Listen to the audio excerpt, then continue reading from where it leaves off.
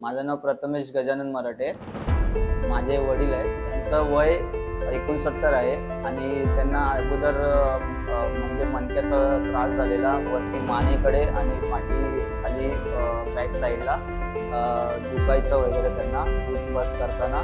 तर आम्ही spine foundation VN Desai या हॉस्पिटलमध्ये डॉक्टर स्पेशलिस्ट आहेत त्या असं आम्हाला समजल्यामुळे आम्ही इथे आलो.